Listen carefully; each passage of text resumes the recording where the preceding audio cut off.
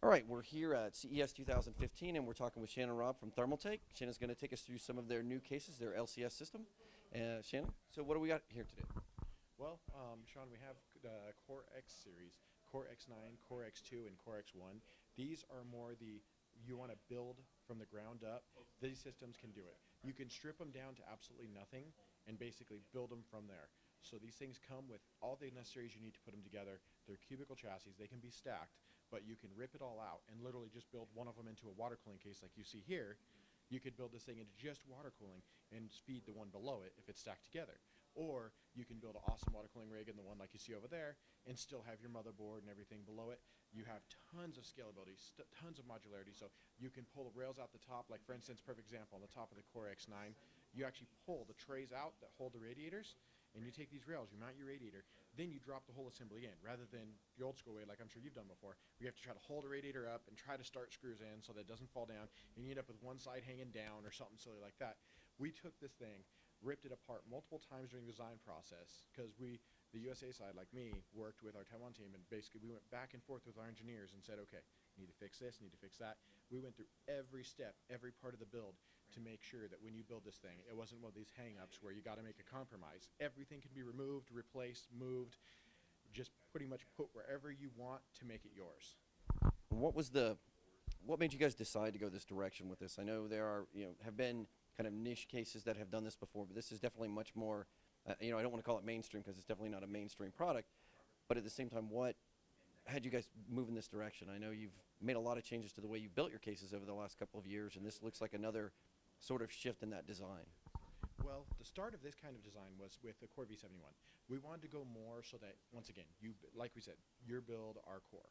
So basically, this, once again, your build, your way. Now we're taking it, so previously, you saw it last year. We could pull the drive bays, move them, relocate them, do whatever you need to do to build your system really well. But then we took this and we said, you know what, we want to go a step further. We want to make this thing even more modular so everything can be ripped out, and then you can take it from the ground up and build it into the system, so that instead of trying to make stuff fit into a pre-fit chassis, you don't have all these different components you can change around to make the chassis what you need it to be. Okay. Well, I guess we'll move on and see some of the new water cooling equipment that you actually have inside of these. Now the Core X2, this is the micro ATX. The original Core X9 was full ATX and EATX, obviously, because you can see this by the size of it. But the Core X2 is micro ATX. This allows up to, a dual card setup, and also you can see large 360 rads, plenty of fitment, tons of rail space to fit pretty much whatever you need. And the really cool feature, once again, if you take a look at this guy, couple thumb screws are in place. You unscrew those, lift the motherboard tray out, build your system outside of the case, then just drop it in, screw it down, and you're ready to power up and go. Same idea with this, just once again, a lot more extreme because it's a stacked system. But you get the idea. You can get a ton of fitment for all different type of devices. Just depends on what your needs are. You can literally build this to match what your needs are, whether it's extreme cooling or just maybe you want a crazy stack system because you love the look of it. You can do pretty much whatever you want within the Core X series.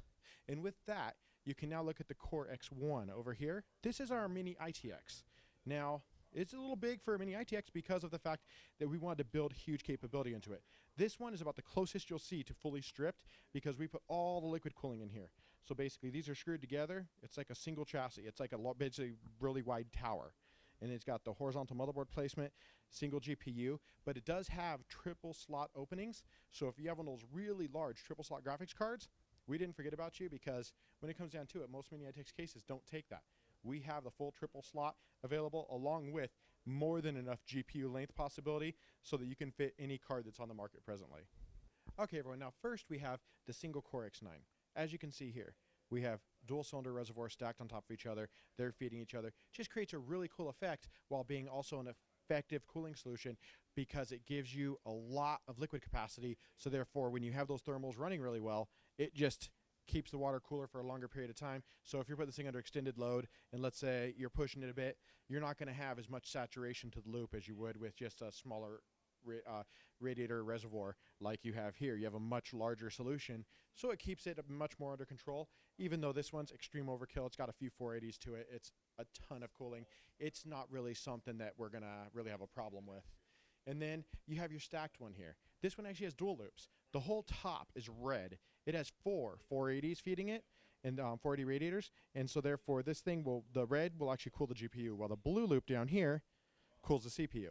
So once again, it's ridiculous excess, but it will actually serve a purpose when it comes to high-end machines where you are building multi-card, multi-GPU or multi-CPU setups, where you're building the most extreme overclockable rig possible, or even a high-end render rig. You have plenty of places for airflow or liquid cooling as needed.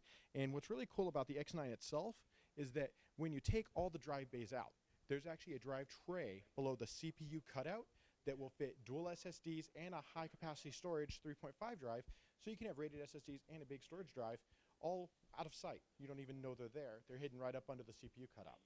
So that's just one of the ways we've looked at the build, for people who want to build showcase builds and don't want, obviously hard drives can't be dressed up too much, so putting it behind there makes it awesome. Okay, now all this talk about LCS cases, that really affects, when you look at it, why don't we have LCS itself? Well, we do have liquid cooling. Right here's a kit for those who maybe don't know which parts they should be picking, whether it's fittings, tubing, radiator style, fan style. We put it all together as a kit so it's easy to build off of and easy to upgrade from there. Now let's go take a look at some of the extra gear you can actually use to expand from a kit like this or build your own. Okay, now next up, with the expandability of the liquid cooling, we offer a ton of different radiator options, all the way from your standard, let's say 120, all the way up to 3x180 or 540 radiators. So pretty much anything you can imagine, all the way up to cooling like maybe your Honda, we're going to be able to cover with this thing. And then you've got all different pump styles with cylinder reservoirs. Got a D5 with a dress up. Got a standard D5 cylinder reservoir. We got like an MCP 355. We've even got our P500 Thermaltake pump. So it just depends. What do you need? Do you need to push through a whole ton of blocks with a D5? Do you need just a couple like MCP 355? Or a standard CPU loop like our P500? You have the options to choose what kind of build you want to do. Once again, same thing with the radiators. We have, let's say you have a thinner chassis where you don't have as much fitment. You have a really thin guy, so you can fit it in there without having to worry too much about not having the capability of do liquid cooling. We want to be a total solution provider for this kind of thing and make sure you can come to us and you're going to find everything you need to build an awesome liquid cooling system. Same thing, once again, you got your bay reservoir, dual 5.25. You saw the graphics cards. They were water cooled in the other machine. You have a feeding in parallel through this large solid block, whether you're 4-way, 3-way, or 2-way. So you don't have to worry about putting fittings from block to block. CPU block, you got one here. We got one that we co-partners our friends from SwiftTech. Awesome block there. D5 by itself with a dress-up kit in case you want to feed it from one of the standard cylinder reservoirs that don't have a pump on it. Once again, we've got options for days. We even brought something that was kind of funny, just a little fun toy we played with, which was we took a Water 3.0 Extreme pump. We cut the hoses to it, hooked it to one of our huge 180mm radiators just to see what would happen. We were very surprised. It actually worked really well. I didn't have too much hope for it, but this is the kind of stuff we do, just to give you guys kind of an insight. We do this kind of fun stuff. We hack it apart and play with it just to see what can happen. What is going to happen? I mean, most likely I thought I was going to break it, but it worked, so I guess I'm wrong, but it is what it is. And then hard tubing demo. This is kind of a direction piece. It's showing you where we're heading, because a lot of custom builders like to have the solid rigid tubing. So we went ahead and we're looking for support for that. We're going to be putting it together so that you guys can build it however you want it. You want rigid tubing, you want the soft tubing standard setups. We've got it with, and speaking of that, you've got all your compression fittings, rotaries, extenders. We've got a full line of fittings as well. And then to round out, obviously your liquid cooling needs fans. So we've got whole tons of fans. And speaking of the low profile stuff like before, we have 10mm thickness fans, so that even in your tighter compartments that are where your motherboard tray is, if you have a very limited amount of space, you have a higher probability of things fitting when you have a little fan like this guy. And we didn't forget about people that maybe don't want to do air cooling. There's still a group of people. There's still a lot of people out there that don't want to do liquid cooling, or maybe they don't like it, they're scared of it. It's something they don't want to possibly risk damage to their system. There's a lot of fear behind liquid cooling, and we understand some people just prefer not to even take the chance. So what we did is we still have our air cooling line available. Our Freos were updated with Silent Series fans so that you get a much quieter while still getting awesome performance. And we even have a prototype over here. This is a special Freo Extreme Silent Grand. Silent fans, 140 in the middle, dual 120s on the outsides, and you can see the cutouts right here. That allows fitment with the larger 2011 base sockets at X79 and X99, so that you can actually fit your memory and you don't sacrifice actual memory capability, while having high performance air cooling. And speaking of the fans and cooling, there's one more I want to show you here real quick. These are our LED ring fans. These are actually our own special design. And you can see that they actually have an LED light tube that goes all the way around. So it creates a unique effect, and it actually goes to the side. So as you have your radiator on top of your case, you could have your light bars going straight across. It just creates a really cool effect. You don't have the stripes that you normally have with four corner LEDs. And not to mention, these fans are static pressure style. The blade style is actually meant for, oops, I made it mad, but that's because it's hooked to our touchscreen fan controller. So it'll actually let you know if one of your fans stops. So this guy is ready. This guy will be ready to go really soon as well. These fans are very early, but once again, it's to show you our direction. We're working on developing these at the moment. There's not even a name for them yet. That's how early they are. But we wanted to share them with you guys so that you can see we have a ton of new ideas when it comes to liquid cooling, air cooling, because these themselves, I mean, as Sean can see if he wasn't behind the camera, these things are on a radiator just to show you worst case scenario, how much noise it's going to make, and you can't really hear them. So basically, these are great even for case fans. If you weren't, let's say you weren't liquid cooling, you could still run them there and be perfectly fine and just run really awesome. Okay, now over here in the TT Sports area, we actually have the Contour game controller. This is an iOS-based controller, so this one will actually support any iOS device from iPad, iPod, iPhone, but the mobile gaming is actually really huge. As you're traveling, you can't travel with most of your gaming systems like you have a huge, heavy gaming laptop, so instead you have all these touch games. Well, we actually optimize the gaming controller to give you console quality feel to your mobile games. And what's really cool is it comes with a kickstand for your tablet, or let's say you have a mobile phone or an iPod. You can actually flip this up and clamp it on to your mobile phone so that it will hold it in place. Then you can play with your game right in front of you. So it actually makes it just real easy, brings console quality feel to your mobile games without having to have all the different touch experience and all those different, sometimes, eccentricities that come with that. Now let's take a look at some special keyboards and mice we have going here. And now over in the TT Sports area by the keyboards, first thing you'll notice is you've seen the Poseidon Z keyboard. Really solid mechanical keyboard. Obviously, you know we were going to something like RGB, so you can see here, full per key RGB lighting.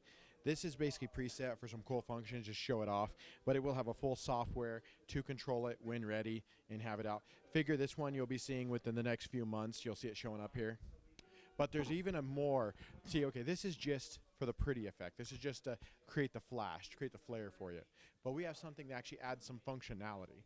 Now let's take a look at this. This is a Poseidon Z touch bar. The space bar actually has a touch sensor built in. So let's say you want to program, like for instance, you could program up to 5 macro zones. So as you see, we have our notepad open. All I do is slide across the area for that, select it, and you can see it types out what we put in there. So it literally, you can program macros for your gaming, whatnot, right into the touch bar, or you can use it for sliding and scrolling through websites. You can use it for zooming in and out. You can use it even when you're writing an article, like what Sean, what you do, man. You can take this as you're typing. You can take and just slide to the left. It'll pick the last word you typed. You can delete it and keep going, so you don't have to reach over to your mouse, try to find your cursor, select that word, and retype it. You now save the time. You just slide, do it, and go, all because we have a touch bar sensor built right into the space bar. So this is something that I think is really huge when it comes to, there's only so many ways you can make a keyboard, but to add extra function like this means you can have this standard keyboard and you know how to add an enhanced functionality that far superior to just your standard keyboard once you learn how those awesome functions can help you in your everyday productivity life and in gaming.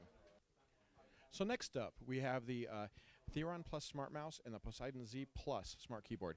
They are called smart devices because they have Bluetooth transmitters built into each one and connects to a mobile device like this iPad we have right here. You can see the software is open, your inputs are selected, you got your Theorem Plus, Poseidon Z Plus. So let's say we pick our TS game. And now you open up.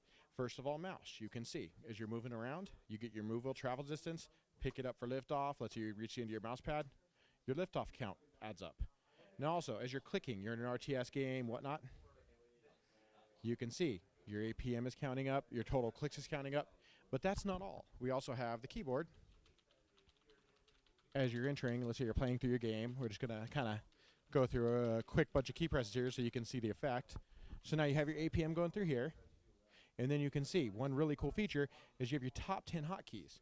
So then what you can do, you can actually use this data to analyze and go, wait a minute, my hotkey is really far from the rest of them, and it's one of the top ones I use. Maybe I need to remap that somewhere. That's actually what happened to me when I first was testing this product, when we first started talking about building it, is I realized, hey, you know what, when I'm playing certain games, my hotkeys weren't exactly optimized for what I was trying to deliver. So that really helped me a lot. But that's not even the limit as well. We actually created a whole TT Sports Plus community so that this creates a social aspect to it so that you can challenge each other, you can create events around the whole idea of supporting your gaming style and actually creating a game outside of the game. So you can challenge people, we can create an event so you can win points for other things. All of this connects together so that basically it comes out as a comprehensive cloud-sourced, basically you can see how everyone else plays, how they're able to make the gameplay better, and it just enables everyone to be able to hopefully push for a better gaming experience and even maybe a little more social aspect when it comes to gaming, which is always a plus for us.